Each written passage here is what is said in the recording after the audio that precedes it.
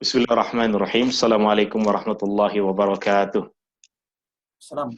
Alhamdulillahillazi bi ni'matihi tatimmus shalihat alladzi hadana li hadza wa ma kunna linahtadiya laula an hadana Allah. Asyhadu an la ilaha illallah wahdahu la syarika lah wa asyhadu anna Muhammadan abduhu wa rasuluh. Allahumma shalli ala Muhammad wa ala ali Muhammad kama shallaita ala ali Ibrahim innaka Hamidum Majid.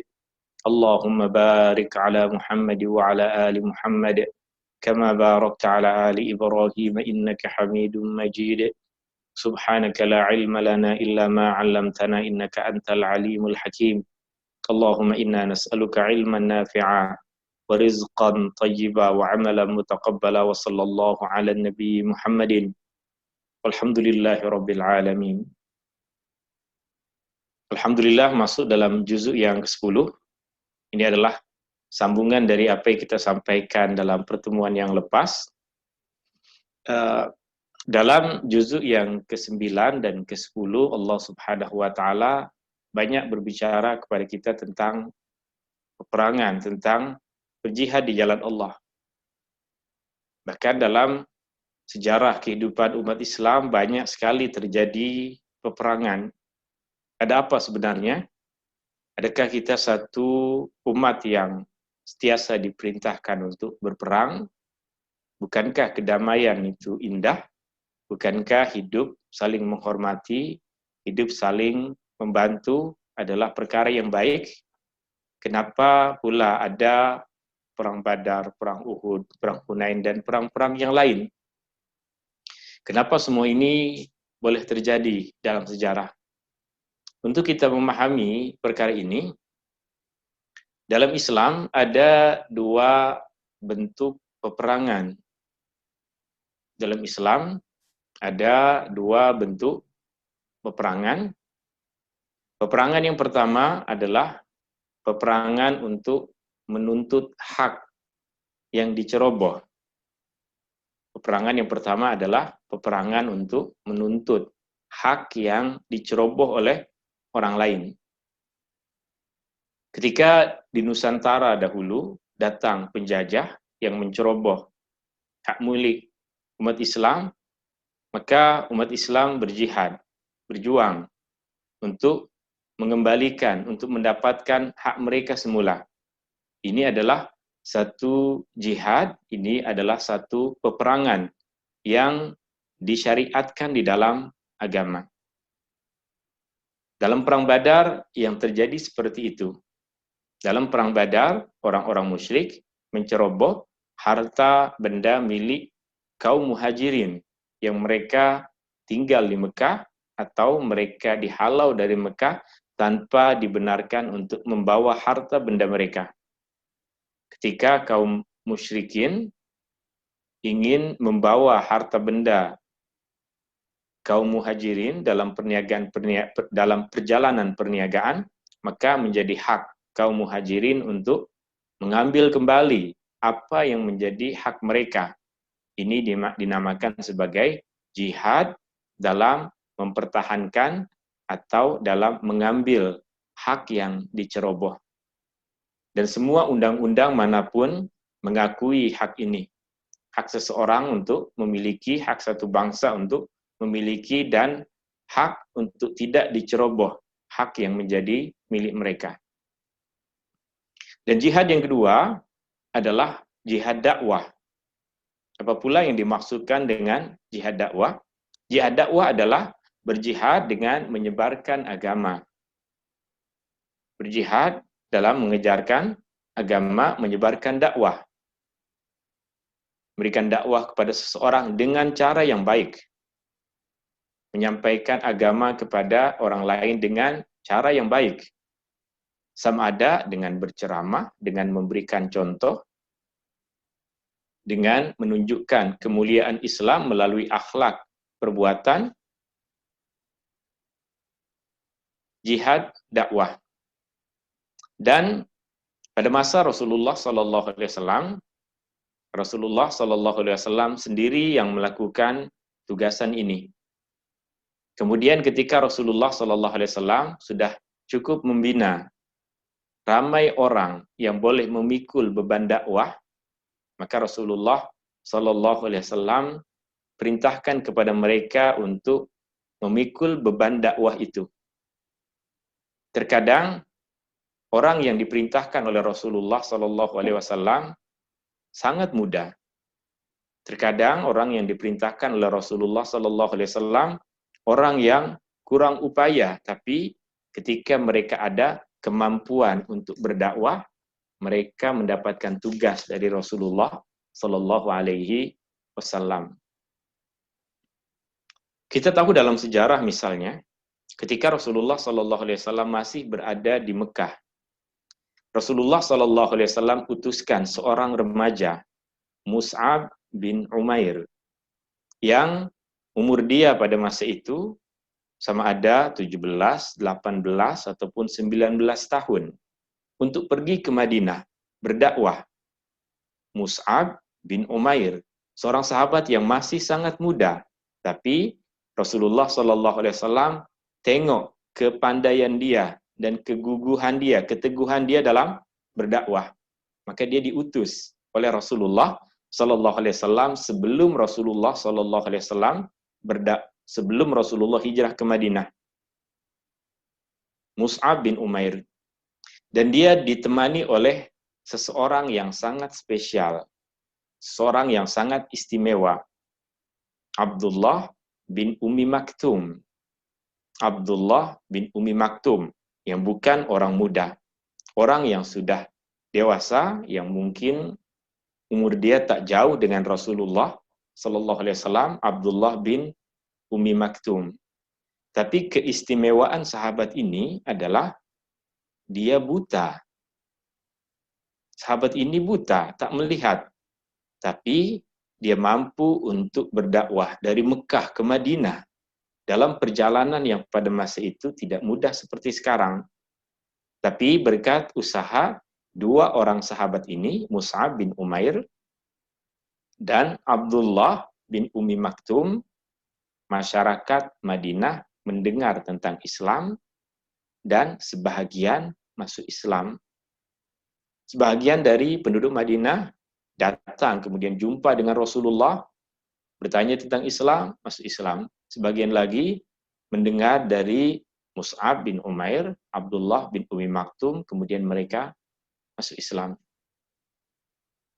Jihad dalam berdakwah, ini yang dilakukan oleh Rasulullah dan para sahabat. Kemudian, Islam tersebar ke banyak negeri di dunia melalui jalan ini. Islam tersebar di Nusantara dahulu melalui para peniaga yang menyebarkan nilai-nilai Islam dalam perniagaan mereka. Maka ini dinamakan jihad dakwah. Tetapi berkaitan dengan jihad dalam berdakwah. Dulu pada masa Rasulullah dan pada masa kepemimpinan para khalifah dahulu,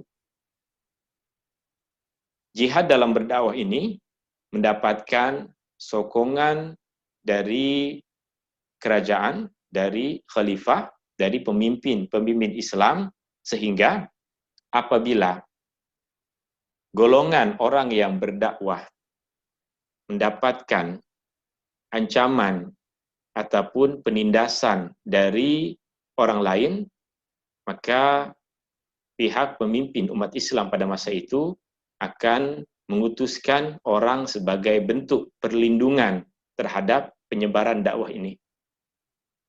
Karena satu masa Rasulullah SAW kirimkan 70 orang sahabat untuk berdakwah. Satu kampung untuk mengajar. Mati mereka dibunuh oleh penduduk kampung itu.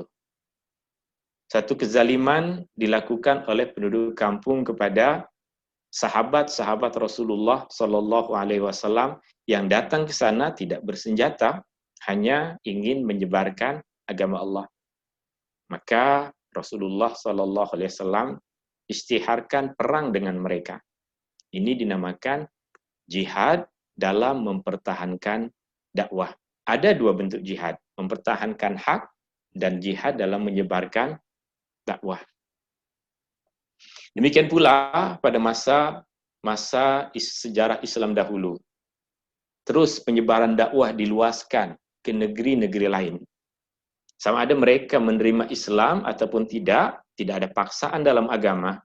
Tapi jika mereka melakukan kezaliman terhadap orang yang datang hanya untuk menyampaikan agama. Kalau sekarang orang yang diutus berarti mendapatkan kuasa diplomatik, tidak boleh diganggu. Sekarang seperti itu. Maka itulah mereka dulu orang-orang yang diutus oleh khalifah, oleh kerajaan Islam untuk menyebarkan dakwah. Patutnya mereka diperlakukan seperti itu. Tidak boleh diganggu, sebab mereka datang untuk misi yang damai. Tapi jika mereka diganggu, jika mereka dizalimi, barulah kerajaan Islam akan mengutus orang untuk mengembalikan kezaliman yang ditindas itu. Itu yang menjadi penyebab kenapa Islam sampai kepada Andalus.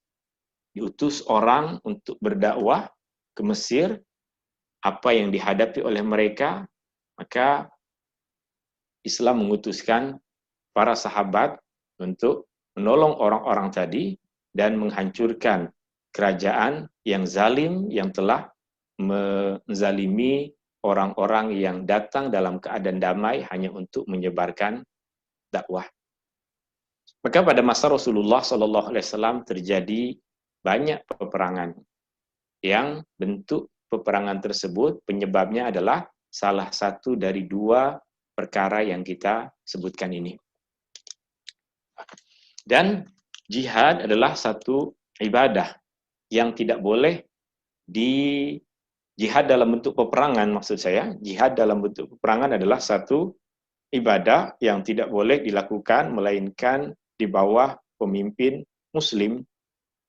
Dan jika terjadi peperangan antara sesama muslim, terjadi peperangan antara dua kerajaan Islam atau dua kumpulan Islam, maka peperangan tersebut tidak disifatkan sebagai jihad.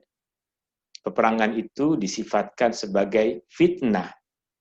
Ianya di dalam hadis, ianya di dalam sejarah ulama-ulama dahulu, segala bentuk peperangan dan pertikaian antara sesama muslim tidak dinamakan sebagai perang Islami, tidak dinamakan sebagai jihad Islami, ianya dinamakan sebagai fitnah. Karena perkataan fitnah di dalam bahasa Arab memiliki banyak banyak makna. Salah satu maknanya adalah ujian ataupun cabaran, dan ini adalah ujian yang sangat besar ketika terjadi peperangan antara umat Islam melawan umat Islam. Ketika di Yaman sekarang terjadi peperangan antara beberapa kerajaan Arab yang berhimpun menyerang Yaman, maka tidak dapat disifatkan ia sebagai satu jihad dalam Islam. Ianya disifatkan sebagai fitnah. Maka ketika terjadi perkara tersebut, umat Islam di tempat yang lain tidak boleh masuk campur, melainkan untuk mendamaikan atau memberikan bantuan kemanusiaan. Tidak boleh umat Islam di negeri-negeri yang lain ikut campur, masuk dalam peperangan tersebut, kecuali untuk tujuan mendamaikan atau memberikan bantuan kemanusiaan. Mendamaikan seperti yang Allah Subhanahu wa taala pesankan di dalam surah Al-Hujurat. A'udzubillahi minasyaitonir rajim. Innamal mu'minuna ikhwatun fa aslihu baina akhwaikum. Sesungguhnya orang-orang yang beriman itu bersaudara, maka damaikanlah jika ada perselisihan di antara saudara-saudara kamu. Tidak boleh ikut campur dalam peperangan itu, dalam apa-apa bentuk peperangan antara sesama muslim, melainkan untuk mendamaikan atau misi-misi kemanusiaan, memberikan bantuan kepada golongan yang terjejas di dalam peperangan tersebut, memberikan bantuan makanan, obat-obatan, pakaian, seperti yang banyak dilakukan oleh NGO untuk memberikan bantuan ke Syria misalnya. ketika di sana banyak orang-orang yang terkorban disebabkan pertikaian antara sesama muslim. Kembali kepada apa yang kita tengah bahas di dalam juzuk yang ke-10. Dalam juzuk yang ke-10 kita ada 2 surah Al-Quran, bagian akhir dari surah Al-Anfal dan bagian awal dari surah At-Taubah. Bagian akhir dari surah Al-Anfal dan bagian awal dari surah At-Taubah. Dalam surah Al-Anfal, kita telah sampaikan bahwa ada 2 tajuk utama, 2 pengajaran utama dalam surah Al-Anfal. Di mana pengajaran yang pertama adalah berkaitan persediaan keimanan kita untuk menghadapi peperangan ataupun perjuangan. Kita telah sebutkan di situ syarat-syarat ataupun perkara-perkara yang mesti kita sediakan agar kita berjaya dalam menghadapi ujian Allah Subhanahu wa taala, berjaya dalam perjuangan. Dan perkara-perkara yang kedua adalah apa yang akan kita bahas di dalam juzuk yang ke-10 ini, yaitu perkara-perkara zahir yang mesti kita buat. Dalam pertemuan yang lepas, perkara-perkara yang rohani, perkara-perkara yang ukhrawi, perkara-perkara keimanan. Tapi di sini, apa benda-benda zahir? Apa langkah-langkah zahir yang mesti kita lakukan untuk mencapai kemenangan? Apa persediaan yang mesti kita buat? Apa yang mesti umat Islam lakukan? Yang Allah Subhanahu wa taala pesankan di sini ada banyak, tetapi saya ringkaskan apa yang menjadi pesanan di sini ada 4 perkara. 4 perkara yang menjadi pesanan di dalam agama untuk mencapai kejayaan. Dan jika kita perhatikan, 4 perkara yang disebutkan di dalam surah Al-Anfal ini, memang asalnya dia adalah 4 perkara yang mesti kita sediakan dalam peperangan. Tapi pengajaran di dalamnya adalah juga perlu kita lakukan untuk mendapatkan kejayaan di dalam kehidupan. Khususnya ketika kita hidup dalam satu kumpulan. Ketika kita memiliki satu tujuan untuk mendapatkan kejayaan. Maka jalan yang digariskan oleh Allah Subhanahu wa taala di dalam surah Al-Anfal ini boleh menjadi pengajaran besar bagi kita. Kita akan tulis pengajaran-pengajaran tersebut, tapi nanti kita akan tambahkan dengan beberapa pengajaran-pengajaran yang lain insyaAllah. Kita buka muka surat 182, ayat pertama dari juzuk yang ke-10, surah Al-Anfal ayat 41.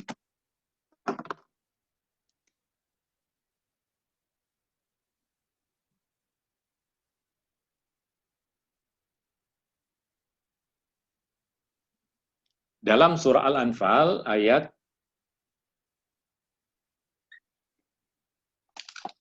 41, Allah Subhanahu wa taala berbicara tentang harta rampasan perang. Harta rampasan perang.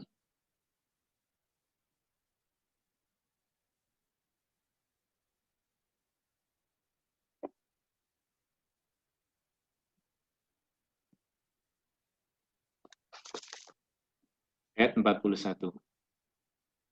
Kita ingatkan kembali apa maksud harta rampasan perang.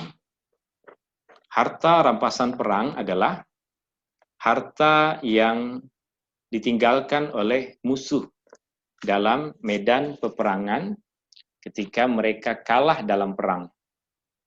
Harta yang ditinggalkan oleh musuh ketika mereka kalah dalam perang.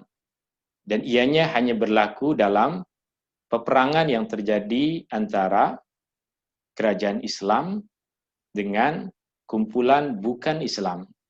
Kerajaan Muslim dengan kumpulan yang bukan Muslim. Jika terjadi antara sesama Muslim, maka tidak ada harta rampasan perang.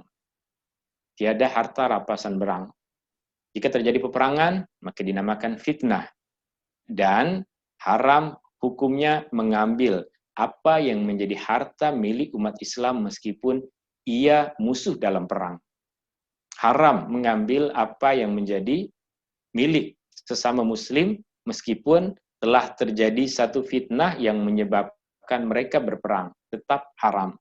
Tapi jika musuhnya adalah orang yang bukan muslim dan peperangan tersebut adalah peperangan yang diisytiharkan oleh kerajaan Islam, bukan satu peperangan yang diisytiharkan oleh individu, oleh satu keluarga, oleh satu kumpulan, maka ia dinamakan jihad. Dan harta benda yang ditinggalkan, harta benda di sini boleh bermaksud senjata yang ditinggalkan oleh musuh, alat-alat perang yang ditinggalkan oleh musuh, perhiasan yang mereka pakai, atau harta benda yang mereka bawa dalam peperangan. Khususnya pada masa jahiliyah dulu, seperti yang kita sebutkan, pada masa Islam dahulu, orang-orang musyrik, ketika mereka berperang, mereka membawa sekali harta benda untuk meraihkan kemenangan. Maka berkaitan dengan harta rampasan perang ini, bukan setiap orang yang membunuh musuh, dia mengambil semua yang ada dimiliki oleh musuh tersebut, tapi semua mesti dihimpunkan dan dibagikan secara adil. Allah Subhanahu wa taala menyebutkan agihannya di sini, wa'lamu annama ghanimtum min syai'in fa anna lillahi khumusahu walirrasuli walizil qurba wal yatama wal masakin wabnis sabili in kuntum amantum billah. Ketahuilah apa saja yang kalian dapatkan dalam harta rampasan perang ini, maka bagi Allah, bagi Rasul, bagi kaum kerabat, bagi anak-anak yatim, bagi orang miskin, bagi orang yang terputus jalan, 1/5. Maka ketika harta rampasan perang tersebut dihimpunkan selepas peperangan dihimpunkan, maka diasingkan 1/5. Diasingkan 1/5. Sisa dari 1/5 ini diagihkan kepada yang ikut dalam peperangan. Dan 1/5 tadi diagihkan untuk hak orang-orang yang disebutkan di situ. Dan apa maksud hak untuk Allah dan untuk Rasul? Hak untuk Allah dan untuk Rasul adalah hak yang berkaitan dengan keperluan agama. Hak untuk Allah dan Rasul adalah hak yang berkaitan dengan keperluan agama. Mungkin membina masjid, mungkin keperluan dalam pendidikan umat Islam atau dakwah, itu bahagian dari 1/5 yang pembagiannya terpulang kepada kebijakan pemimpin. Kemudian disebutkan juga anak yatim, orang miskin, dan lain sebagainya. Ini bahagian yang pertama dalam juzuk yang ke-10. Kemudian ketika kita mulai berbicara tentang syarat-syarat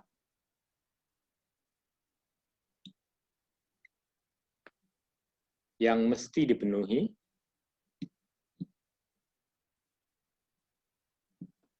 untuk mendapatkan kemenangan,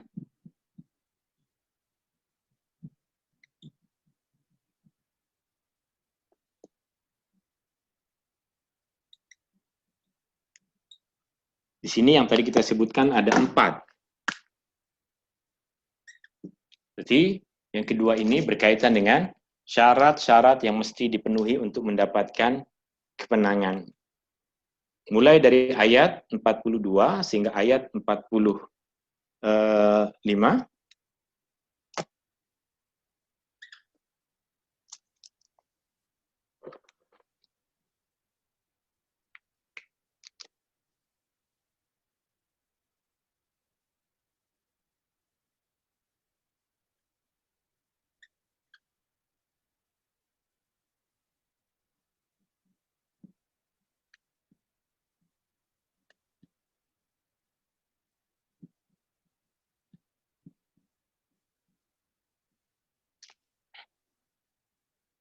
ayat 41 sehingga ayat 45. Untuk mendapatkan kemenangan, untuk mendapatkan kejayaan, yang pertama, mesti berani. Jika takut mengambil resiko, memang tak akan berjaya. Jika terlampau banyak pertimbangan, tak jadi juga. Apapun tujuan kita, apa saja tujuan kita yang baik, jika kita tidak ada keberanian untuk melakukannya, maka tidak akan datang kejayaan. Dan ketika kita berbicara tentang para sahabat Rasulullah SAW, kita akan dengar kisah-kisah keberanian para sahabat. Tapi kita semua tahu bahwa tidak semua sahabat Rasulullah SAW memiliki keberanian yang sama. Ada juga yang lebih kurang macam kita, takut. Tapi di sebalik sikap dia yang takut dalam perang, ada perkara lain, kebaikan untuk agama yang dia boleh buat. Ada sahabat Rasulullah SAW yang bernama Hassan bin Thabit radhiyallahu an. Hassan bin Thabit radhiyallahu an. Dia tidak berani ikut perang, takut. Maka dia pun tidak pernah ditugaskan oleh Rasulullah SAW untuk memimpin perang ataupun berada di barisan depan dalam peperangan. Sebab keadaan dia macam itu, orangnya takut. Tapi dia memiliki lisan, lidah, yang orang kata lebih tajam dari pedang. Dia punya lisan, dia punya lidah, lebih tajam dari pedang.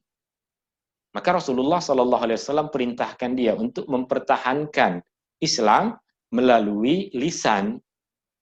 Hassan bin Thabit radhiyallahu anhu adalah seorang penyair. Maka dia ditugaskan oleh Rasulullah SAW untuk mempertahankan Islam melalui syair-syair yang dia bacakan. Karena pada masa dahulu, syair adalah bagian dari kebudayaan Arab. Syair adalah bagian dari kebanggaan masyarakat Arab, dan syair boleh mengangkat tinggi nama seseorang dan boleh menjatuhkannya. Bahkan banyak perdamaian yang disebabkan ucapan syair. Banyak peperangan yang juga disebabkan oleh ungkapan-ungkapan yang ada di dalam syair tertentu. Banyak orang merasa terhina sehingga malu karena ungkapan-ungkapan syair. Ini yang dilakukan oleh Hassan bin Thabit. Tapi untuk mendapatkan kejayaan, kemenangan, yang pertama mesti berani untuk mengambil resiko. Maka Allah Subhanahu wa taala sebutkan perkara itu mulai dari ayat 42. Allah mulakan dengan cerita tentang permulaan terjadinya perang Badar. Dan ditutup pada ayat 45 dengan penegasan perkara ini. Ya ayyuhalladzina amanu idza laqitum fi'atan fathbutu wazkurullaha katsiran la'allakum tuflihun. Wahai orang-orang yang beriman, apabila kalian berhadapan dengan musuh, maka berdirilah dengan teguh. Jangan takut, jangan gentar. Hadapilah mereka. Berani. Wadhkurullaha katsiran la'allakum tuflihun. Dan banyaklah kamu semua ingat Allah agar kamu semua berjaya. Ini syarat yang pertama. Kemudian yang kedua, syarat yang kedua adalah jangan berpecah belah.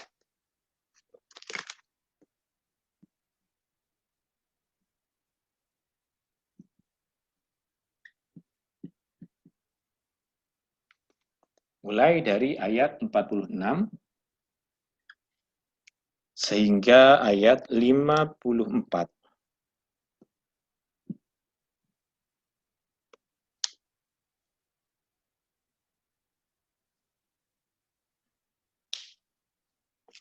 Sehingga ayat 54. Jangan berpecah belah. Dalam satu tim, dalam satu kumpulan, Rasulullah SAW sentiasa nasihatkan untuk lantik seorang untuk lantik seorang pemimpin. Bahkan Rasulullah SAW pernah berpesan kepada para sahabat, meskipun kamu bermusafir 2 orang, berdua saja melakukan perjalanan, lantiklah salah seorang di antara kamu untuk menjadi pemimpin. Apa tugas memimpin? Untuk memulakan persidangan, untuk mengambil kesimpulan apa yang patut mereka buat. Sehingga masing-masing tidak melakukan keputusannya sendiri. Sehingga masing-masing dalam mereka bersikap mengikut kepada apa yang diarahkan atau dibimbing atau dimesyuaratkan bersama dengan pemimpin. Jangan berpecah belah. Dalam peperangan yang ada Rasulullah SAW, maka Rasulullah SAW adalah pemimpin. Dan dia telah memberikan contoh kepada kita seorang pemimpin yang bukan membuat keputusan hanya berasaskan kepada pertimbangan diri pribadi. Dalam perang Badar, misalnya, dalam perang Badar, Rasulullah SAW ketika membawa para sahabatnya, Rasulullah SAW memilih satu tempat. Rasulullah memilih satu tempat untuk bersedia menghadapi musuh yang akan datang dengan lengkap bersenjata.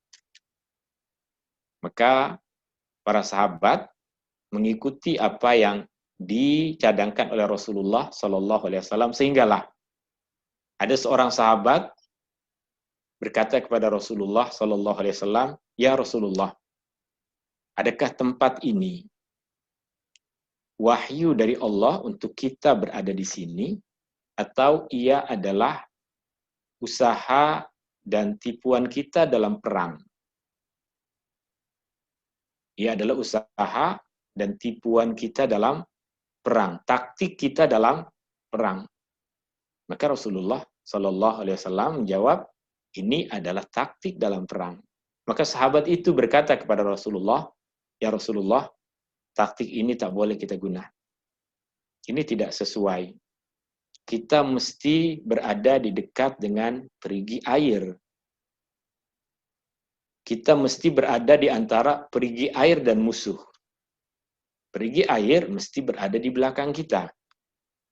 Jika perang berkepanjangan dan persediaan air sudah habis, kita dekat dengan perigi.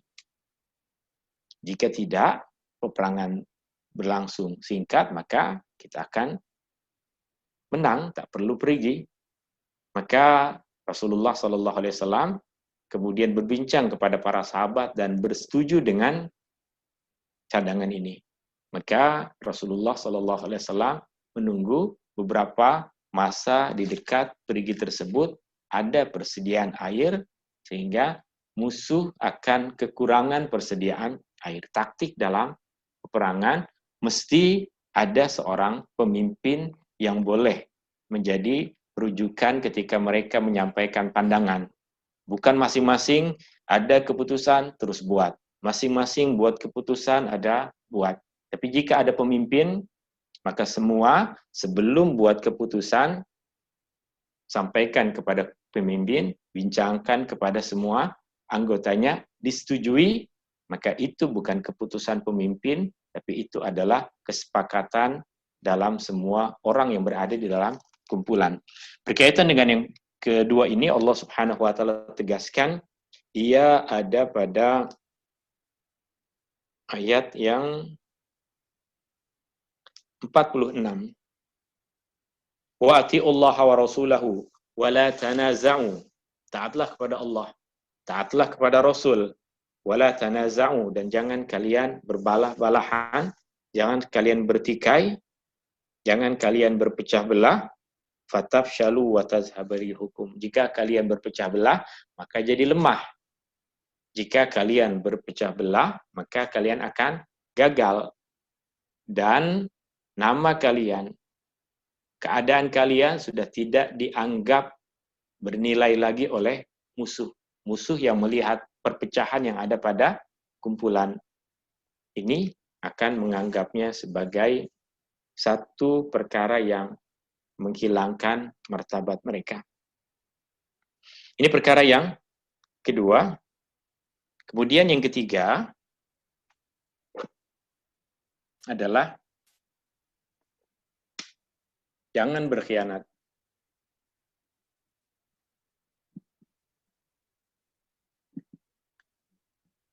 Mesti amanah. Jangan berkhianat. Ini ada pada ayat 55 sehingga ayat 58.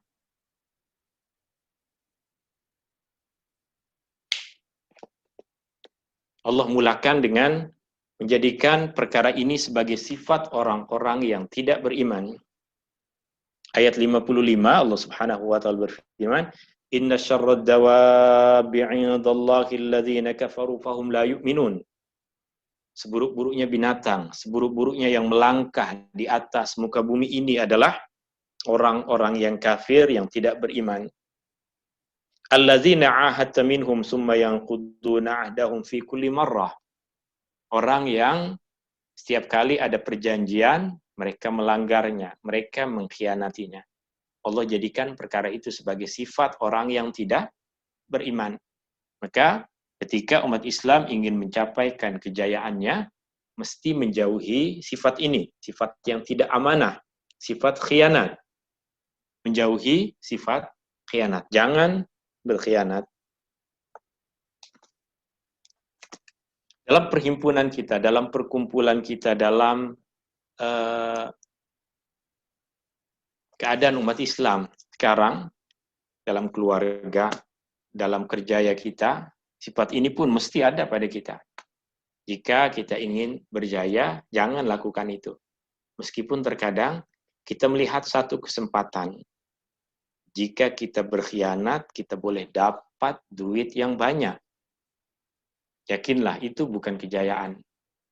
Itu kita mengambil kesempatan di balik kesusahan orang lain. Di dunia, kita disifatkan sebagai pengkhianat, dan di akhirat, kita semua tahu balasan bagi orang-orang yang berkhianat. Jika kita sudah tidak satu pandangan dengan satu kumpulan, kemudian kita sudah tidak bisa lagi mengikuti apa yang ada dalam kumpulan tersebut, datang dengan baik. Nyatakan, saya sudah tidak dapat lagi menunaikan tanggung jawab di sini, saya mohon untuk keluar. Maka persilahkan, selepas itu melakukan apa saja atas kebijakan sendiri, silahkan. Itu bukan berkhianat, itu dilakukan secara baik. Tapi jika dalam perhimpunan kita berbicara seperti orang yang ikut, tunduk, patuh, tapi di sebalik itu kita tikam dari belakang, ini yang Allah Subhanahu wa taala nasihatkan kita dalam ayat-ayat yang kita boleh baca di sini. Jangan berkhianat. Allah jadikan sifat berkhianat ini sebagai sifat orang-orang yang tidak beriman. Dan yang terakhir, yang keempat, syarat yang mesti dipenuhi untuk mendapatkan kemenangan adalah membuat persediaan yang cukup.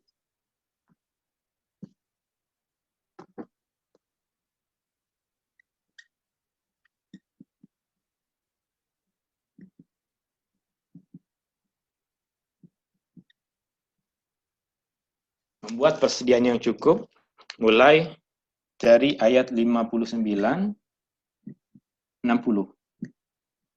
Selesai, mesti ada persediaan. Apa rancangan kita untuk tahun depan, apa yang mesti kita sediakan, apa perkara-perkara yang mesti ada. Allah Subhanahu wa taala sebutkan di sini ayat mulai dari ayat yang ke-9, wala yahsabanna alladzina kafaru sabaqu innahum la yu'jizun wa a'iddu lahum mastata'tum min quwwah. Wa a'iddu, dan sediakanlah lahum, untuk menghadapi mereka, untuk menghadapi musuh. Mastata'tum min quwwah, segala kekuatan yang kamu mampu. Sediakanlah seluruh tenaga kita yang kita mampu untuk mencapai tujuan itu. Mesti ada persediaan, mesti ada persediaan. Kita orang yang beriman, Kita tahu Allah bersama dengan orang-orang yang beriman, Allah membantu orang-orang yang beriman. Tapi jika orang-orang yang beriman malas untuk membantu dirinya sendiri, maka dari siapa bantuan yang ingin dia harapkan? Dalam ayat ini nyata, Allah perintahkan kita untuk membuat persediaan untuk melakukan usaha. Jika apa yang kita hadapi adalah peperangan, maka persediaannya adalah senjata dan kepakaran dalam peperangan. Jika yang kita hadapi adalah peperangan, jika kita hadapi adalah perkara yang lain, kita mesti mempelajari apa perkara-perkara yang mesti kita sediakan. Jika kita ingin berburu ke hutan, bukan kita menjadi macam Tarzan, tak bawa apapun, kita kejar binatang sambil berlari, susah.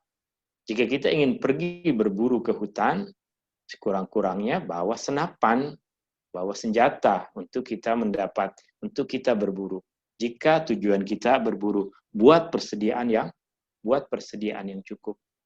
Jika ingin pergi memancing, kita bawa alat untuk memancing. Jika kita ingin berjaya dalam sesuatu, apa yang perlu kita sediakan untuk perkara tersebut? Wa'iddu lahum mastata'tum min quwwah. Buatlah persediaan untuk menghadapi perkara tersebut, apa saja yang kita mampu. Dan cantiknya ayat ini, Allah Subhanahu wa Ta'ala sebutkan, mastata'tum, apa yang kita mampu. Dan dia memberikan kepada kita dua penjelasan. Yang kita mampu, maksudnya, kita tahu akan kemampuan kita. Jangan kita melakukan perkara yang kita tidak mampu untuk melakukannya. Kemudian yang kedua, kita pun mesti jujur. Jangan berpura-pura.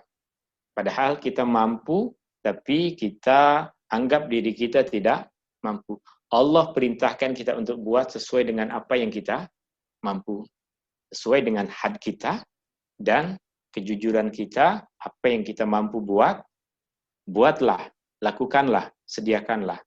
Jangan tipu dengan mengatakan, saya tak kuat, saya tak mampu, saya busy, saya ini, saya itu. Ini 4 perkara. Jika kita jadikan 4 perkara ini sebagai pegangan untuk mencapai kejayaan apapun yang lain, ianya sudah cukup. Tapi ada satu perkara, 4 perkara ini bagi umat Islam, dia bahagian. Yang utamanya apa yang disebutkan dalam juzuk 9, perkara yang berkaitan dengan keimanan itu. Perkara yang berkaitan dengan keimanan. Jika kita ada perkara ini, maka kita boleh mencapai kejayaan, tapi dunia saja, akhirat tidak. Orang-orang bukan Islam banyak melakukan ini. Orang-orang bukan Islam dalam mereka berjaya, ini prinsip mereka. Tapi karena tiada nilai-nilai keimanan yang ada di dalam pergerakan, yang tiada di dalam usaha mereka, maka kejayaan mereka hanya terhad kepada apa yang nampak di dunia. Selepas kehidupan dunia, semua Allah Subhanahu wa Ta'ala jadikan wa qadimna ila ma amilu min amalin. Allah datangkan amal mereka faja'alnahu haba'an mansura. Allah jadikan bagaikan debu yang bertebangan. Tiada apapun kejayaan di dunia tanpa keimanan. Selesai. Ini tajuk utama di dalam juzuk yang ke-10. Ada beberapa ayat lain yang mengajarkan kepada kita tentang beberapa prinsip yang lain. Maka poin yang ketiga di sini, dalam juzuk yang ke-10 adalah, meskipun ayat-ayatnya tengah berbicara tentang peperangan, tapi agama kita memilih damai. Jika musuh memilih damai, maka kita mesti hidup dengan damai. Kita mesti berdamai. Ini pesanan ada pada ayat 61. Allah Subhanahu wa Ta'ala berfirman, wa in janahu lisalmi fajnah laha wa tawakkal 'ala Allah. Jika mereka memilih, jika mereka cenderung untuk berdamai, maka ikutlah, berdamailah dan bertawakallah kepada Allah. Innahu huwas samiul alim. Sungguhnya Allah, Dia Maha mendengar, Dia Maha mengetahui.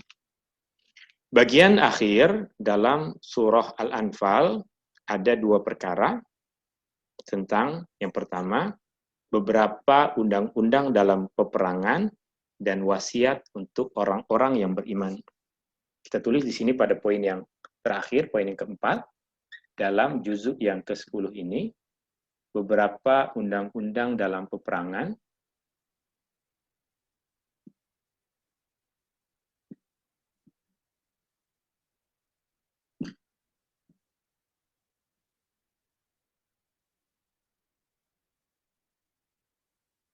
dan wasiat untuk orang beriman.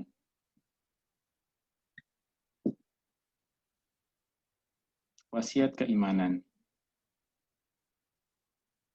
Ayat 62 sehingga akhir surah, yaitu ayat 75.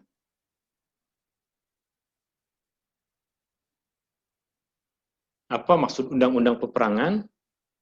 Pesanan-pesanan yang Allah Subhanahu wa Ta'ala berikan kepada Rasulullah, kepada sahabat dan kepada kita semua ketika kita berada di dalam peperangan. Yang pertama, undang-undang yang berkaitan dengan peperangan adalah umat Islam yang berperang melawan musuh. Jika jumlah musuh mereka lebih banyak dari jumlah umat Islam, maka tuntutan untuk berperang hanya sampai kepada had 1:2. Jika jumlah umat Islam 1000 dan musuh 2000, boleh berperang. Boleh berperang. Tapi jika jumlahnya lebih dari itu, jumlah musuh lebih dari 1:2, artinya contoh jumlah musuh 3000, umat Islam hanya 1000, maka umat Islam boleh untuk memilih tidak berperang. Artinya, jikapun mereka mesti lari dari medan peperangan, maka tidak dikira sebagai pengkhianatan ketika jumlah musuh 2 kali. Ini yang disebutkan di dalam ayat yang ke-66. Al-ana khaffafallahu ankum wa alima anna fikum dha'fa fa iyyakum minkum mi'atun sabiratun yaghlibu mi'atain. Jika ada 100 hanya boleh mengalahkan 200. Itu yang undang-undang yang diberikan oleh Allah Subhanahu wa Ta'ala. Maka ketika umat Islam di Palestina jumlahnya sedikit jika dibandingkan dengan kekuatan yang ada pada musuh mereka, maka mereka memilih dalam banyak keadaan untuk diam, tidak menyerang. Ini bersesuaian dengan apa yang disebutkan di dalam ayat ini. Tetapi umat Islam yang berada di persekitaran mereka yang tidak membantu, jelas dikira sebagai orang-orang yang tidak bertanggung jawab terhadap nasib keluarga, nasib saudara mereka sesama Muslim. Adapun kita yang jauh, bukan jarak kita berperang, tetapi banyak bantuan yang boleh kita berikan. Bantuan doa, bantuan menyebarkan perkara ini agar diketahui oleh semua umat manusia tentang kezaliman yang terjadi di sana terhadap umat Islam, dan bantuan-bantuan yang lain yang banyak di antara kita sering melakukannya, mengirimkan makanan, obat, membina masjid, sekolah, dan lain sebagainya. Itu bantuan-bantuan yang patut untuk kita lakukan. Dan yang berkaitan dengan wasiat keimanan, ini boleh kita jumpai mulai dari ayat 72 sehingga akhir surah. Di sini Allah Subhanahu wa Ta'ala firmankan misalnya, innal ladzina amanu wa hajaru, sungguhnya orang-orang yang beriman dan berhijrah. Wajahadu bi amwalihim, berjihad dengan harta benda mereka, wa anfusihim, dan diri mereka. Walladzina awaw wa nasaru, demikian juga orang yang memberikan bantuan kepada umat Islam yang lain dan memberikan pertolongan. Ulaika ba'duhum awliya'u ba'din, sebahagian dari mereka adalah penolong kepada sebahagian yang lain. Kemudian di akhir surah Allah Subhanahu wa taala sebutkan walladzina amanu min ba'du wa hajaru wa jahadu ma'akum faulaika minkum. Semua orang yang beriman, semua orang yang berhijrah, semua orang yang berjuang bersama kamu, mereka adalah dari golongan kamu. Kita tak pernah berjumpa dengan para sahabat, tapi kita beriman. Kita berhijrah meninggalkan perkara yang buruk, jadi buat perkara yang baik. Berjihad dalam menegakkan agama pada diri kita, pada ahli keluarga kita, pada masyarakat kita, maka Allah katakan kita adalah bagian dari umat Islam, meskipun bukan orang yang berjumpa dengan sahabat. Allah sifatkan di sini faulaika minkum, mereka itu adalah bagian dari golonganmu. Wallahu taala a'la wa a'lam. Ini kita rasa selesai bahagian dari juzuk yang ke-10 bagian surah Al-Anfal. Kita akan masuk kepada bagian yang kedua dalam juzuk yang ke-10, yaitu surah At-Taubah. Bagian surah At-Taubah ini ringkas. Hanya ada dua perkara. Maka mungkin saya tulis di bawah ini dua perkara. Dua perkara dalam surah At-Taubah, tapi nanti kita akan bahas banyak pengajarannya. Dua perkara dalam surah At-Taubah.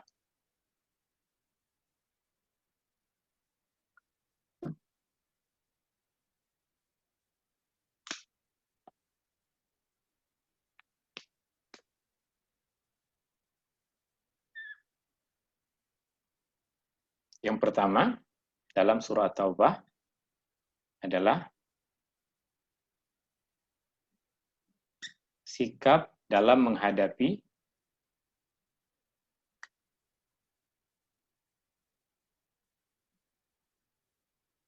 musuh dalam perang. Musuh yang dimaksud di sini adalah orang-orang musyrik.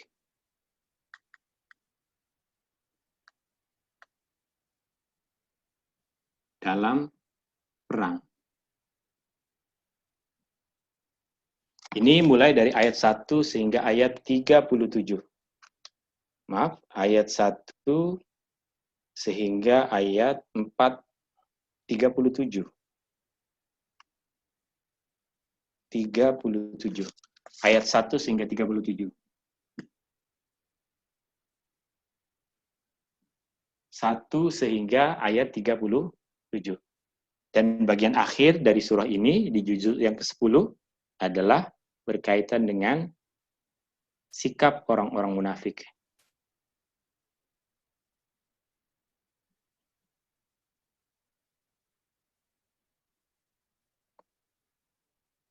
Mulai dari ayat 38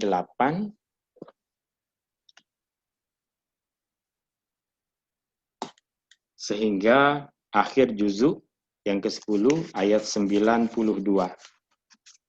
Sehingga akhir juzuk yang ke-10 ayat 92. Dua tajuk utama. Sikap kita dalam menghadapi musuh, yaitu orang musyrik, dalam peperangan, dan bagaimana sikap orang-orang munafik yang mereka zahirkan kepada orang-orang yang beriman. Sebelum kita masuk di sini, ada beberapa perkara yang ingin saya sampaikan berkaitan dengan surah At-Taubah ini. Ia dinamakan surah At-Taubah dan juga dinamakan surah Bara'ah. Nama Taubah atau surah Al-Bara'ah. Surah At-Taubah ianya dinamakan sebagai Taubah karena Allah Subhanahu wa taala di dalam surah ini mengisytiharkan bahwa Dia telah menerima taubat dari beberapa orang sahabat Rasulullah Sallallahu Alaihi Wasallam yang pernah melakukan pengkhianatan. Allah mengisytiharkan taubat. Allah memberikan taubat kepada beberapa orang sahabat Rasulullah Sallallahu Alaihi Wasallam yang telah melakukan peringatan, dan ini kita akan perincikan nanti di dalam juzuk yang ke-11. Dalam juzuk yang ke-11 ayat 117. Ayat 117 dan 118 nanti itu yang berbicara tentang taubat. Adapun dia dinamakan Baro'ah, surah Baro'ah, sebab surah ini dimulakan dengan perkataan Baro'ah. Kemudian, dalam surah ini, ianya tidak dimulakan dengan Bismillahirrahmanirrahim. Satu-satunya surah dalam Al-Quran yang tidak dimulakan dengan Bismillahirrahmanirrahim. Bagi kita alasannya mudah, sebab Rasulullah tak baca Bismillah ketika memulakan ayat ini, maka kita tidak baca Bismillah. Itu alasan yang paling mudah. Tapi alasan yang lain pun ada, dikemukakan oleh banyak ulama. Imam At-Tabari sampaikan alasan-alasan ini, penyebab ini, kenapa tidak dijumpai Bismillahirrahmanirrahim di permulaan surah At-Taubah. Sebahagian ulama berpandangan surah Al-Anfal dengan surah Taubah adalah satu surah. Surah Al-Anfal dengan surah At-Taubah adalah satu surah. Artinya, sebagian ulama ini berpandangan ia bukan dua surah yang berbeza, ia adalah satu surah. Tapi pandangan ini dikira sebagai pandangan yang kurang kuat, bukan pandangan yang salah. Sebab penentuan nama-nama surah, penentuan jumlah bilangan surah bukan sesuatu yang disebutkan oleh Rasulullah Sallallahu Alaihi Wasallam. Sebab Al-Quran ketika ditulis pada masa Rasulullah tidak ditulis nama, tidak ditulis number ayat. Ayat-ayatnya semua sama seperti yang kita baca, tetapi nama surah tidak ada, number ayat juga tiada. Maka itu yang menyebabkan ada sedikit perbezaan di antara para ulama tentang bilangan ayat, tentang bilangan surah di dalam Al-Quran. Meskipun ayatnya sama, surahnya sama, tapi karena sepadannya tiada dulu pada masa Rasulullah, maka ada perbezaan itu. Ini alasan yang disebutkan oleh sebagian ulama, tapi dikatakan sebagai alasan yang kurang kuat. Alasan yang paling kuat adalah berkaitan dengan kenapa tidak dimulakan dengan Bismillah. Kerana surah ini ketika diturunkan, ia diturunkan sebagai pengisytiharan perang. Ia diturunkan sebagai pengisytiharan perang. Maka sudah sesuatu yang kita fahami, pengisytiharan perang tidak dimulakan dengan perkataan Bismillahirrahmanirrahim. Ini kerana Bismillahirrahmanirrahim bermaksud dengan nama Allah yang Maha Pengasih lagi Maha Penyayang. Sebab surahnya diturunkan untuk mengisytiharkan perang. Maka ketika kita menyembelih binatang pun, masa hari raya, kita tidak sebut Bismillahirrahmanirrahim. Tapi kita cukup baca Bismillah, Allahu Akbar, misalnya. Bismillah. Tidak sebutkan Bismillahirrahmanirrahim. Sebab Ar-Rahmanirrahim kita tahu berkaitan dengan kasih sayang. Oke, ini alasan yang paling kuat. Surah ini diturunkan sebagai pengisytiharan peperangan, maka ianya tidak dimulakan dengan Bismillahirrahmanirrahim.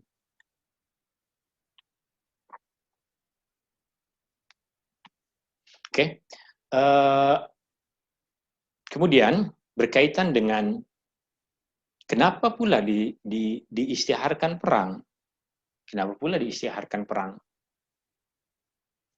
Rasulullah Sallallahu Alaihi Wasallam dan para sahabat pada satu tahun, seingat saya pada tahun sama ada tahun ke-5 ataupun tahun ke-6 Hijriah, Rasulullah dan para sahabat bercadang untuk menunaikan ibadah haji. Rasulullah dan para sahabat bercadang untuk menunaikan ibadah haji. Maka mereka melakukan persediaan untuk pergi menjalankan haji. ribuan orang ikut dalam perjalanan bersama dengan Rasulullah untuk menunaikan ibadah haji. Tahun ke-5 ataupun tahun ke-6 Hijriah. Tapi ketika mereka sampai ke satu tempat yang kita kenal sehingga sekarang bernama Hudaybiyah, sampai di situ orang-orang musyrik datang dan menghalang mereka. Tidak, kami tak benarkan masuk. Tak dapat permit masuk. Rasulullah dan para sahabat yang sudah jauh melakukan perjalanan dari Madinah dan dari kampung-kampung yang lain, para sahabat untuk menunaikan haji, tidak mendapatkan visa untuk masuk ke tanah haram pada masa itu. Tidak mendapatkan izin dari masyarakat Mekah. Maka para sahabat sedih. Para sahabat kemudian diperintahkan oleh Rasulullah untuk memotong binatang sembelihan yang mereka bawa, kemudian mereka tahallul sebab tak jadi haji pada tahun itu. Kemudian pula orang-orang musyrik ini, mereka dan Rasulullah SAW membuat perjanjian Hudaybiyah. Banyak perkara yang disepakati dalam perjanjian itu, tapi yang sangat berkaitan dengan yang tengah kita bahas adalah 2 poin dalam perjanjian. Poin yang pertama, mereka akan berdamai, tidak berperang selama 10 tahun. Mereka akan berdamai dan tidak berperang selama 10 tahun. Dan sesiapa saja dari bangsa-bangsa Arab lain ingin ikut dalam kumpulan orang-orang musyrik dalam perjanjian ini, maka boleh ikut. Dan sesiapa saja dari masyarakat Arab ingin ikut dengan kumpulan umat Islam dalam perjanjian ini, maka boleh ikut. Maksudnya, kabilah-kabilah yang lain pun yang bukan berasal dari Mekah boleh ikut perjanjian tersebut, jangan berperang selama 10 tahun. Maka beberapa kabilah ikut umat Islam, beberapa kabilah ikut orang-orang musyrik, berjanji sama-sama untuk tidak berperang selama 10 tahun. Tak boleh berperang dan tak boleh memberikan bantuan kepada sesama mereka dalam berperang, damai selama 10 tahun. Tetapi, itu yang pertama. Yang kedua, dalam perjanjian tersebut, umat Islam diizinkan untuk pergi haji pada tahun hadapan tanpa membawa senjata. Selesai. Itu 2 poin yang penting. Pada poin yang pertama ini, antara 2 kabilah, yang satu ikut dengan orang musyrik, yang satu ikut dengan umat Islam, sejak masa jahiliyah terjadi peperangan antara mereka. Maka, satu kabilah yang ikut dalam kumpulan orang musyrik meminta bantuan kepada orang-orang musyrik Mekah untuk berkhianat, menyerang satu kumpulan yang ikut dengan umat Islam. Maka di tengah malam, mereka ketika keadaan semua gelap, orang-orang Mekah membantu satu kumpulan ini untuk menyerang satu kumpulan yang ikut bersama dengan umat Islam. Puluhan orang, mungkin ratusan orang mati terbunuh. Berarti orang-orang musyrik telah melanggar perjanjian damai. Perjanjian damai yang mereka akan semuanya berdamai selama 10 tahun, baru beberapa hari, baru beberapa bulan sudah melanggar. Maka Allah turunkan ayat ini untuk dibacakan kepada mereka sebagai pengisytiharan perang. Perjanjian damai itu sudah tidak berkuat kuasa. Sekarang kita berperang. Bara'atum minallahi wa rasulihi ilal ladzina ahadtum minal musyrikin. Ini adalah perlepasan diri, pembatalan perjanjian perdamaian dari Allah, dari Rasulnya, kepada orang-orang yang dulu buat perjanjian kepada kamu di antara orang-orang musyrik. Fasihu fil ardi arba'ata ashhur. Berikanlah kesempatan mereka untuk hidup tenang 4 bulan. Lepas 4 bulan saja, kita boleh lanjutkan peperangan. Fasihu fil ardi arba'ata asyhur wa'lamu annakum ghairu mu'jizillah wa annallaha mukhzil kafirin. Ini penyebab utama diturunkannya surah At-Taubah ini, pengisytiharan perang atas pengkhianatan terhadap perjanjian damai yang dilakukan oleh kedua belah pihak. Pengkhianatan ini dilakukan oleh orang-orang musyrik. Dan orang-orang musyrik, meskipun mereka demikian, dalam ayat yang panjang boleh kita baca ayatnya ini, tapi ada satu pengajaran penting di sini. Ayat 19. Ayat 19. Orang-orang musyrik dahulu, mereka di Mekah, mereka mengimarahkan rumah Allah dengan cara melayan tetamu yang datang ke sana. Sejak masa jahiliyah, orang-orang banyak pergi haji mengikut kepada syariat yang dulu Allah turunkan kepada Nabi Ibrahim yang diwariskan pada masyarakat Arab generasi bergenerasi. Maka keistimewaan masyarakat Mekah pada masa itu, mereka memberikan bantuan kepada sesiapa saja yang datang ke sana untuk menunaikan ibadah di rumah Allah. Mereka sediakan makan, mereka sediakan minum, mereka sediakan tempat tinggal. Dan ini mereka jadikan sebagai satu kebanggaan. Kami pelayan tetamu Allah. Takkanlah di akhirat nanti kami akan dihukum oleh Allah. Meskipun kami syirik, tapi kami pelayan rumah Allah. Itu kata mereka. Tapi apa jawaban Allah di sini? Aja'altum, ayat 19. Aja'altum siqayatal haji wa imaratal masjidil harami kaman amana billahi wal yaumil akhir wa jahada fi sabilillah la yastawuna indallah. Memberikan makanan, memberikan minuman. Adakah kalian samakan dengan keimanan di sisi Allah? Tidak sama. Benda-benda itu benda-benda baik, tapi manfaatnya hanya di dunia.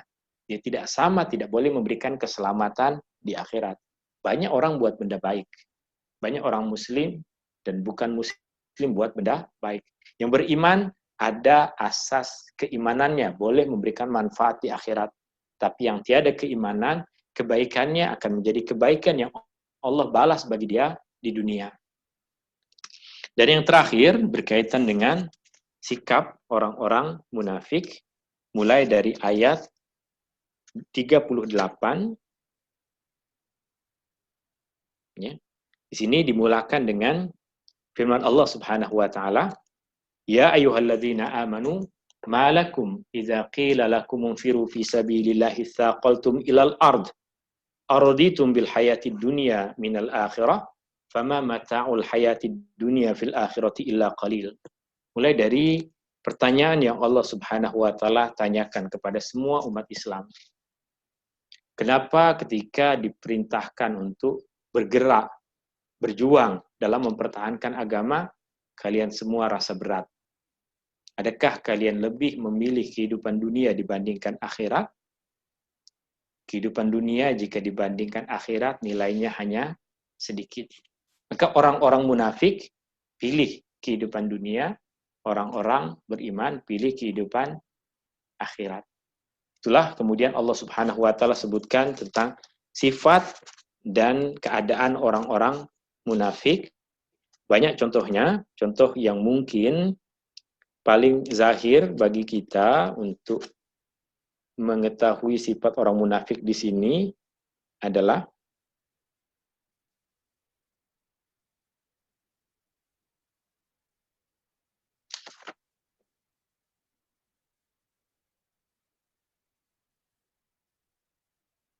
kita tengok ayat 65 dan 66. 65 dan 66 berbicara tentang sifat orang munafik. Wala in sa'altahum la yaqulunna innama kunna nakhudhu wa nal'ab qul abillahi wa ayatihi wa rasulihi kuntum tastahzi'un la ta'taziru qad kafartum ba'da imanikum. Ayat 65 66 ayat 65-66. Berkaitan dengan ayat ini, ketika golongan munafik tadi tengah dalam perjalanan bersama dengan Rasulullah Shallallahu Alaihi Wasallam dan para sahabat yang lain, mereka mulai menghinakan Rasulullah dan para sahabat dengan perkataan yang main-main. Sebagian perut sahabat ada yang besar, sebagian sahabat ada yang sihat, ada yang perutnya besar, berjalan dekat dengan Rasulullah Shallallahu Alaihi Wasallam. Maka orang-orang munafik menghinakan mereka. Tengok orang-orang yang suka makan itu semua, kalau perang mereka mesti paling takut. Itu yang mereka sifatkan kepada Rasulullah dan para sahabat. Bercanda sesama mereka dengan mengolok-olok Rasulullah dan orang-orang yang tengah duduk dengan Rasulullah Shallallahu Alaihi Wasallam dengan perkataan-perkataan yang seperti itu. Maka Allah Subhanahu wa taala sebutkan, "Qul abillahi wa ayatihi wa rasulihi kuntum tastahzi'un." Patutkah kalian menghinakan Allah atau menghinakan Rasulnya atau menghinakan ayat-ayat Allah, ayat-ayat Al-Quran? Maka tiga perkara ini tiada candaan, tiada gurauan untuk menghinanya. Jika berkaitan dengan Allah, agama Allah, dengan Rasul, dengan Al-Quran, tak boleh kita gunakan sebagai bahan gurauan. Ia adalah sifat yang zahir dari seorang munafik dan boleh terus mengeluarkan seseorang dari agama jika tidak segera bertaubat. Jika menghinakan Rasulullah Sallallahu Alaihi Wasallam, jika menghinakan Al-Quran, jika menghinakan agama, itu sifat nyata orang munafik dan boleh terus mengeluarkan seseorang dari agama. Menghinakan fisikal Rasulullah ke, menghinakan rumah tangga Rasulullah ke, menghinakan ayat-ayat Al-Quran, semua sifat munafik yang boleh terus mengeluarkan seseorang dari agama. Maka dalam gurauan, sama dalam media sosial atau dalam pergurauan kita kepada sesama kawan, berguraulah, tapi jangan guraukan agama, jangan guraukan Rasulullah, Allah, ataupun ayat-ayat Al-Quran. Jika dia bukan Rasulullah, jika bukan ayat Al-Quran, maka kita bergurau dengan nama-nama yang lain, ia tidak membawa kepada kekufuran, tapi tentunya memang satu akhlak yang buruk ketika kita jadikan manusia sebagai bahan gurauan kita. Wallahu ta'ala a'la wa alam. Ini akhir dari juzuk yang ke-10. Walhamdulillahirabbil alamin. Jika ada soalan, kita boleh buka. Jika tidak, ini adalah akhir dari juzuk yang ke-10 ini. Wallahu ta'ala a'la wa alam. Alhamdulillah. Jika ada soalan, silakan. Adakah persoalan untuk kelas pengajian hari ini?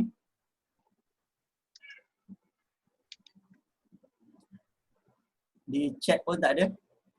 Jika ada soalan, terus boleh unmute. Okey, soalan ini actually dari pengajian semalam. Okey, silakan. Boleh? Okey, boleh. Kita cuba.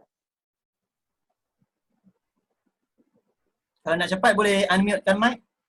Terus tanya direct pada Ustaz. Silakan.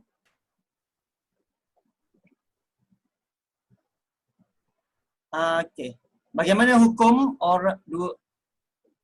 Bagaimana hukum dua orang dahulu yang bela saka untuk jaga ladang-ladang? Orang-orang dulu yang bela saka.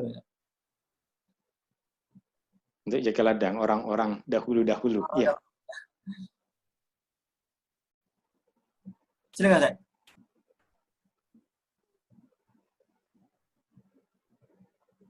Okey. Dalam berkaitan dengan orang-orang dulu, ya, orang-orang dulu, ini kita kena merujuk kepada ayat Al-Quran. Tilka ummatun qad khalat laha ma kasabat wa lakum ma kasabtum wa la tus'aluna amma kanu ya'malun. Mereka adalah umat yang telah berlalu. Mereka adalah orang-orang yang telah berlalu. Kebaikan yang mereka buat, mereka akan dapatkan balasannya. Keburukan yang mereka buat dulu, mereka akan dapatkan balasannya, dan kita tak akan disoal tentang apa yang dulu mereka lakukan. Jika mereka lakukan kerana kejahilan, tidak tahu hukum hakam, Allah Maha Pemaaf, Allah Maha Pengampun. Jikapun dalam perbuatan mereka ada benda yang yang nampaknya syirik tapi dilakukan tanpa sengaja, tanpa kesengajaan, dilakukan karena kejahilan, kita yakin Allah Maha Pemaaf. Ada satu hadis yang sahih yang Rasulullah SAW sebutkan tentang perkara ini. Maksud dari hadis itu menceritakan tentang Allah Subhanahu wa Ta'ala bergembira dengan taubat seorang hamba. Allah bergembira dengan taubat seorang hamba. Allah sambut taubat seorang hamba. Seperti keadaan jika seorang manusia berada di tengah padang pasir, membawa kendaraan dan bekal makanan. Tiba-tiba semua bekalan makanan dan kendaraannya hilang. Dia putus asa, dia tertidur, dan ketika dia bangun dari tidur, dia jumpai kendaraan dan bekalan makanannya ada di dekat dia. Dia merasa gembira, dan ketika dia bergembira, dia bersyukur kepada Allah, tapi tersilap dalam mengucapkan syukur. Kata Rasulullah, dia sangat seronok dengan keadaan itu sampai tersilap dalam bersyukur. Dia mengucapkan, Alhamdulillah, anta abdi wa ana rabbuk. Ya Allah, terima kasih ya Allah, engkau adalah hambaku, aku Tuhanmu. Itu yang dia ucapkan. Yang dia ucapkan, level syiriknya, level syirik yang paling tinggi. Lebih tinggi dari Fir'aun. Fir'aun mengaku kepada manusia, aku adalah Tuhanmu. Tapi hamba ini mengucapkan, ya Allah, engkau adalah hambaku, aku Tuhanmu. Tapi dia ucapkan tersilap lidah tanpa sengaja karena dia terlalu seronok. Maka orang yang melakukan kesalahan dalam akidah tanpa kesengajaan, tanpa ada niatan untuk durhaka kepada Allah, maka Allah Maha Pengampun, Allah tahu keadaan orang-orang tersebut. Maka yang juga tadi bergurau dengan sunnah Rasulullah, bergurau dengan diri Rasulullah, itu masuk dalam sifat-sifat orang munafik yang mesti kita jauhi. Wallahu ta'ala a'la wa a'lam. Ustaz, boleh Ustaz huraikan sedikit berkenaan perang Hunain? Tak boleh saya ceritakan sekarang sebab itu tajuk juz 11. Juz 11. Ya. Okey, insya-Allah besok. Insya-Allah. Saya ada soalan. Ya, Okey, Puan. Assalamualaikum Ustaz. Assalamualaikum warahmatullahi.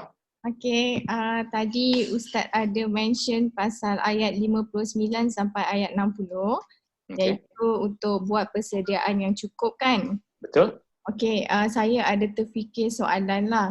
Okey, sebagai seorang isteri, sebab saya ada dengar selalu perumpamaan orang cakap, duit suami, duit isteri, duit isteri, duit isteri.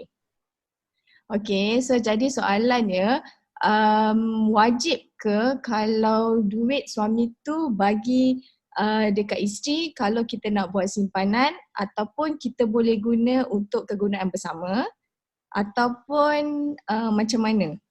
Okey, betul? Ya. Apa yang saya fahami dari soalan Puan dan ungkapan tadi, artinya duit suami, duit istri adalah duit istri. Maksud dari ungkapan itu adalah pada duit suami terdapat hak ahli keluarga yang lain, dalam duit suami terdapat hak istri. Itu maksudnya. Tapi pada duit istri tiada hak suami. Suami kena cari nafkah. Melainkan suami tiada berkemampuan, maka istri sangat digalakkan untuk membantu suami.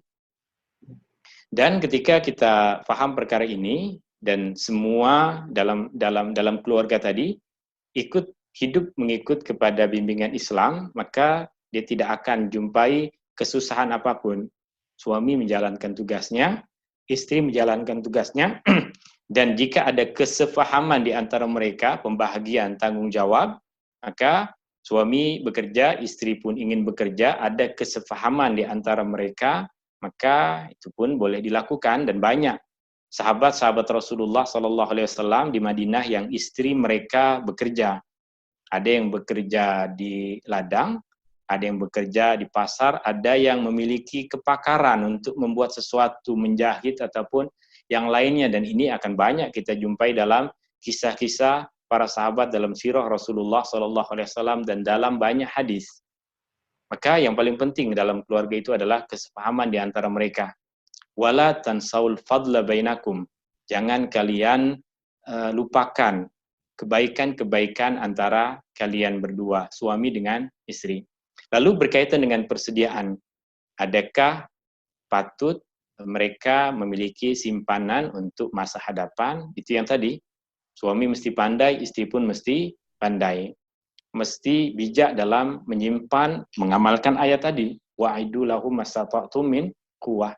So, jika istri mendapatkan hadiah dari suami, maka simpanlah. Itu bukan nafkah untuk keluarga, itu disimpan. Jangan pula hadiah tersebut dia gunakan untuk buat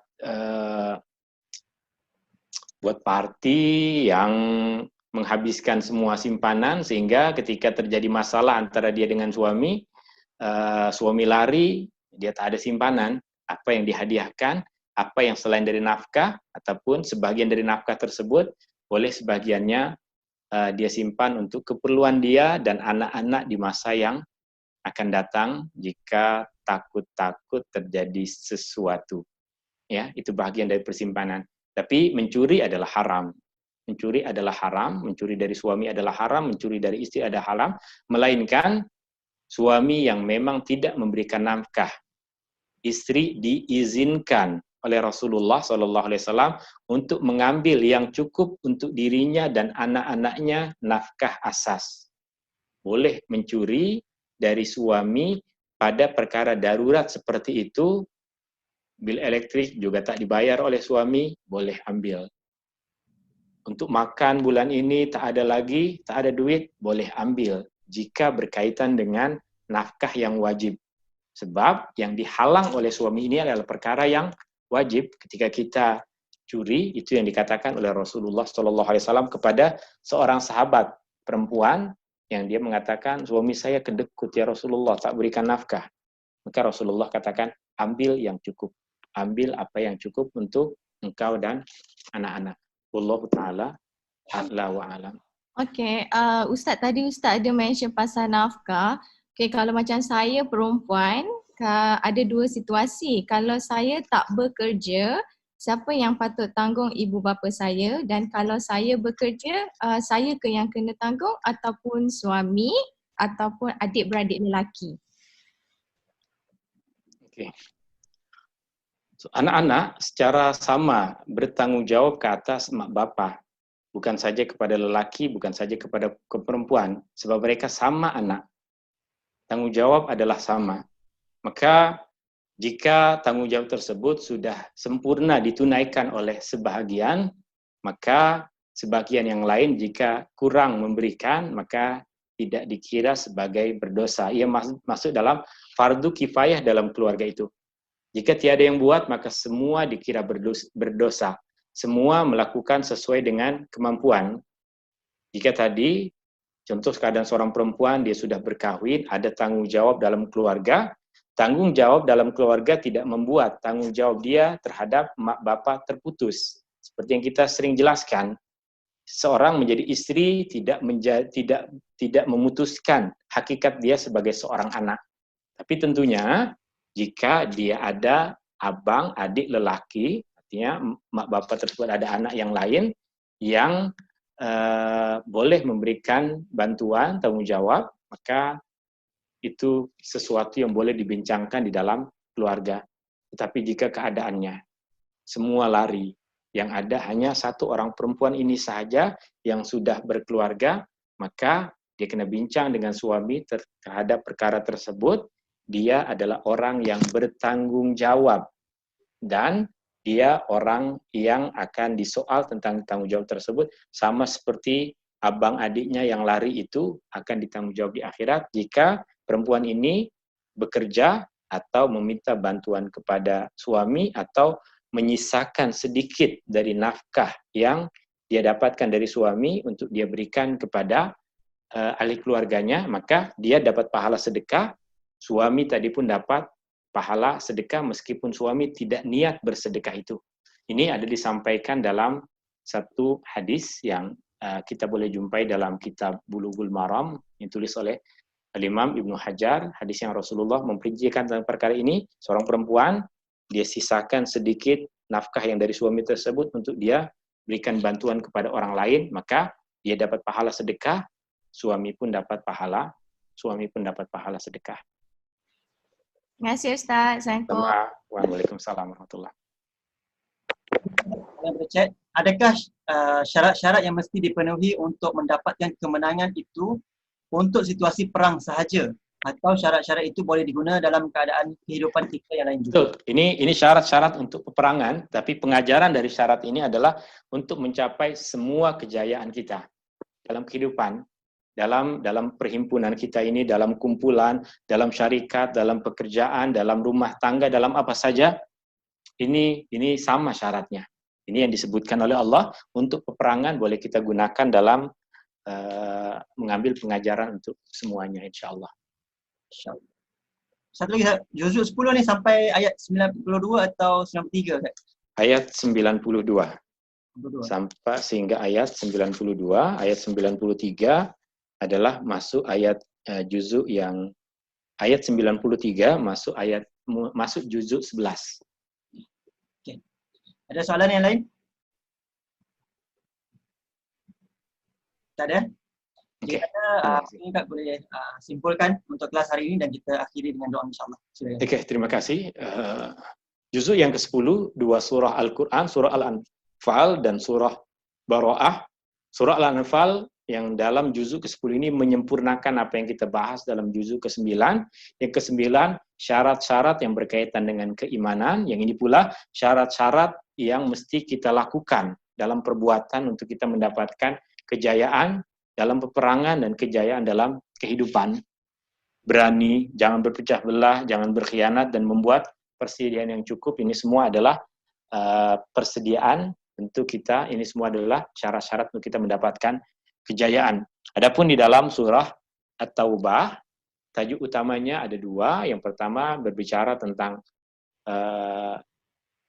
peperangan menghadapi orang-orang musyrik yang telah melanggar perjanjian, bagaimana sikap kita terhadap orang-orang musyrik itu. Dan juga yang kedua adalah tentang sikap orang-orang munafik yang Allah Subhanahu wa Ta'ala sebutkan di dalam ayat-ayat ini. Dan untuk maklumat kita, surah At-Taubah ini juga dinamakan sebagai surah Al-Fadhihah, yang bermaksud surah yang membuka aib orang-orang munafik. Surah yang membuka keburukan orang-orang munafik. Wallahu ta'ala a'la wa a'lam. Terima kasih atas perhatiannya semua. Semoga Allah Subhanahu wa ta'ala terima puasa kita dan jadikan majelis ini majelis ilmu yang diberkati. Bismillahirrahmanirrahim. Alhamdulillahirabbil alamin. Hamdan yuwafi ni'amahu wa yukafi mazidah. Allahumma salli ala habibika sayyidina Muhammad wa ala alihi wa sahbihi wa barik wa sallim. Ya Allah, terimalah amal ibadah kami. Ya Allah, berkatilah majlis kami. Ya Allah, jadikanlah majlis ini sebagai taman di antara taman-taman syurga. Ya Allah, terimalah amal ibadah kami. Ya Allah, terimalah puasa kami. Rabbana atina fid dunya hasanah wa fil akhirati hasanah wa qina adzaban nar. Wa sallallahu ala nabi Muhammadin walhamdulillahi rabbil alamin. Syukran.